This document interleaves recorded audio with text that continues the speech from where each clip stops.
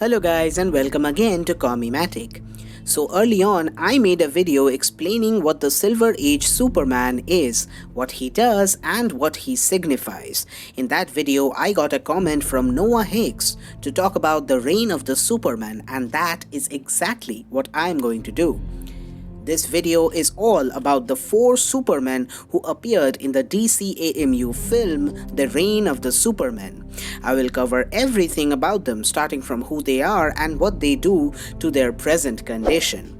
Now before I begin, hit that like button and subscribe to the channel. That is all the motivation I need to keep making these. So the DCAMU, or the DC Animated Movie Universe, is perhaps one of the best examples of a coherent cinematic universe that used its characters and stories to their maximum potential, even more so than the Marvel Cinematic Universe, and I mean it. You guys can check out my video on the DCAMU. I have put together the entire list of 16 movies in order, and I will give the link in the description box below for you guys. They literally started with an adaptation of the New 52 comic book Justice League Volume 1 in their first movie, The Justice League War. And then they slowly progressed to a full circle with Justice League Dark Apocalypse War, which was loosely based on the Future's End storyline. Now, over the course of all these films, we came to know about these iconic characters in a new way. We saw them grow and change. Now, while some changed to become an even darker anti-hero, others became symbols of hope and heroism. But no other character grew as much as Superman. When he was introduced in Justice League War, we saw a brash, overconfident and hot-headed Clark, a young man proud of his own power and who also has a bit of an attitude. But as the series progressed through the subsequent movies, Clark slowly transformed into the iconic hero we know and love, the quintessential Superman. In the absolutely amazing Death of the Superman movie, which is perhaps one of the best in the DCAMU, we see Superman as a friend and an ever-present guardian of the people of Metropolis. Everyone loves him. The people of Metropolis do not see him as a god or a metahuman with insane levels of power. They see him as a neighbor, as a friendly presence. The people do not ask him to come to court and testify. They don't debate continuously about whether he should be allowed to do this or that. Instead, they ask him to join for some lunch or maybe take some photographs with them. Now, this is kind of a total opposite of the view that Batman v Superman had, but one thing still remains the same.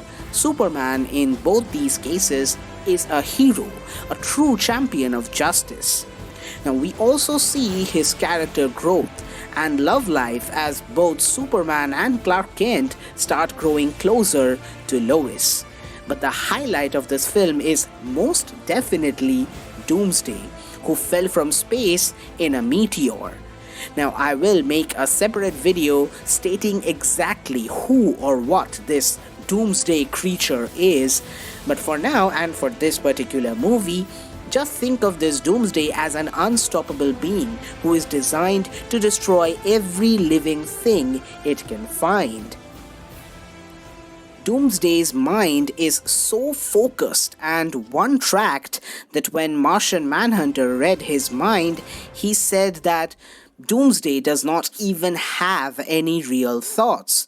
It's just pure rage and aggression. Every activity on his brain is just about the fight.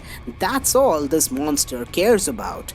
Doomsday literally started killing the moment it was found. First off, it killed a bunch of Atlanteans without any problems, and then it put the entire Justice League out of commission in a very short time.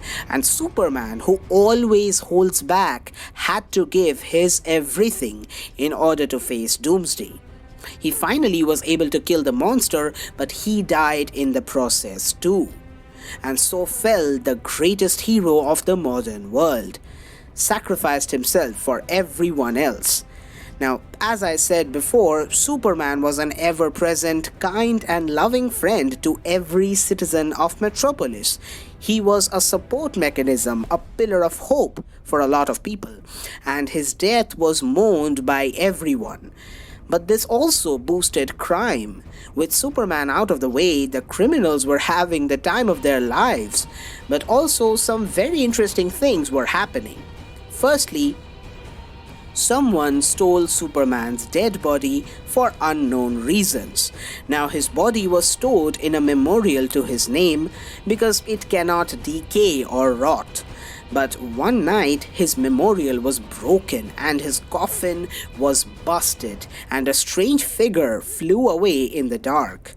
Secondly, four costumed vigilantes appeared from nowhere in Metropolis and started saving people and even entire countries from dangerous catastrophes, and some of them even beat up criminals instead of just saving people, kind of like Batman, and all of them wore the symbol of Superman on their chest.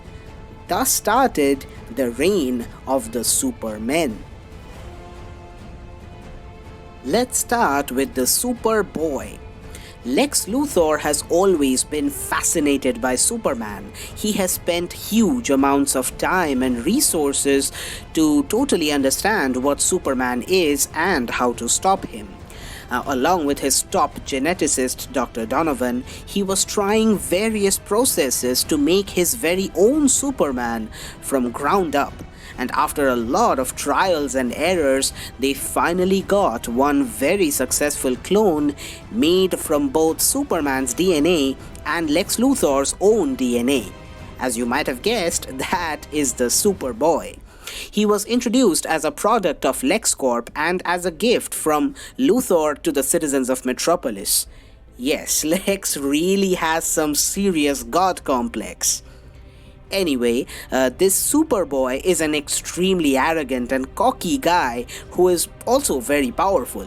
He boasts a lot of powers that the original Superman had, like super strength, super speed, durability, flight, etc. Now, this is a bit of speculation here, but I would argue that Superboy's powers are based on something called tactile telekinesis. Now, this is essentially telekinesis, only he needs to be able to physically touch the thing he wants to move. Now, this allows him to mimic the powers of Superman. He later on joins the Teen Titans. He got a lot more skill and experience, but he was ultimately killed by the Paradooms in the Apocalypse War. Next up is Steel. Dr. John Henry Irons used to work in Star Labs as a leading scientist, but he was actually very inspired by the all-good Superman. Henry Irons looked up to Superman as the best of what a man can be, and when Superman died, he decided to help the people just like Superman did, and he wanted to carry on his legacy, which is why he made a very high-tech battle armor that increases his strength and durability and can fly. He also made a powerful mechanized hammer that could deliver dangerously strong blows. All that technology was made complete with the Superman insignia on his chest, and he came to be known as the Steel. Later on, he continued being a hero and he died like a soldier fighting off the Paradooms in the Apocalypse War. Then comes the Eradicator, who is perhaps the most badass Superman ever. The Eradicator is an android, a kind of a android/program, and a prime example of Kryptonian technology. That's right, among these four Supermen, the Eradicator is the only true Kryptonian. He was simply substituting for the real Superman, Kal-El. You see, in his fight with Doomsday, Superman did not really die. He was pushed into a coma, his body was sent into a state of shock, it became dormant, and it was the Eradicator who brought back Superman's body from the memorial.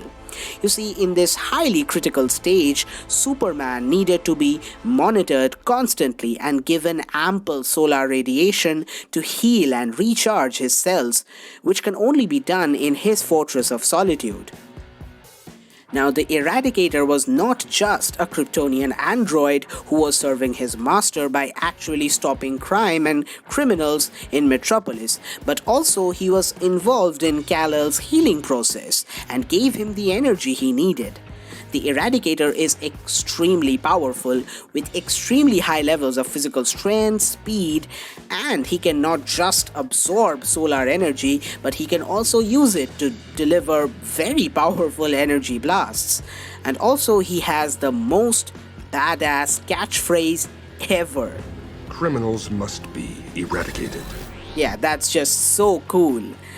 Although the Eradicator, or should I say this Eradicator, was erased as the entire DCAMU timeline was totally reset by the Flash at the end of Apocalypse War. Now finally we come to Hank Henshaw, the cyborg Superman. Superman was a beacon of hope and an ever-present savior, but even he could not save everyone all the time. There was a space exploration shuttle called the Excalibur. The crew of this shuttle was led by Hank and Terry Henshaw.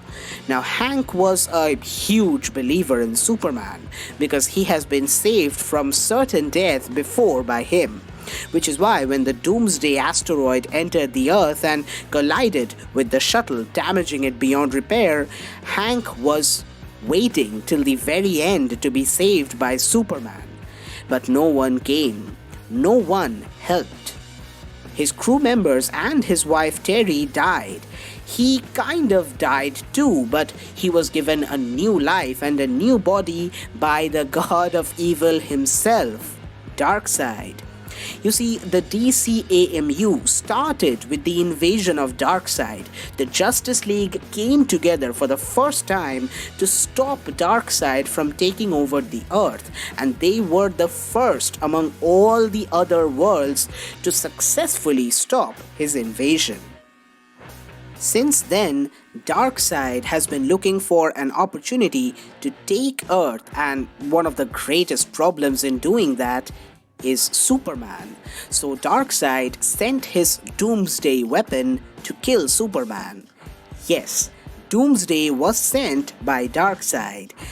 Then Darkseid used Henshaw's hate against Superman and against the world by giving him a nearly invincible body, making him a sort of cyborg Superman so that he can go to Earth and pretend to be a hero and tell people that he is indeed the actual Superman and that he was damaged so much that he had to use cybernetics to replace his damaged tissues. Thus, he would gain the trust of the people. Now, this was important as he would later say that he could never save everyone. So he offered the people a way to transcend humanity, to become their own Supermen. Henshaw would claim that he has the technology to transform a human being into a superhuman who would be able to save himself from anything. Now this was actually a trick. You see, the mother box technology that would convert a human to a superhuman was only to make them very powerful soldiers, completely under the control of Henshaw, who in turn was under the control of Darkseid. The mission was to open a breach, a huge pan-dimensional boom tube from Earth to Apocalypse, so that Darkseid can storm into the Earth with his huge army, effectively taking over our planet. Although Lois manipulated Hank into destroying his connection with Darkseid and closing the boom tube so that he can take revenge on Superman himself. Which would have been very easy since Superman was very weak at that time. And as I said before, the cyborg Superman's body was basically invincible. So Clark used one of his Kryptonian crystals to introduce the Eradicator's program into the body of the cyborg Superman, where the Eradicator essentially killed Henshaw's consciousness, making his body an empty shell. Well, that's it for this video. If you enjoyed it, then be sure to hit the like button and the subscribe button. Stay tuned for more such content. Thanks for watching.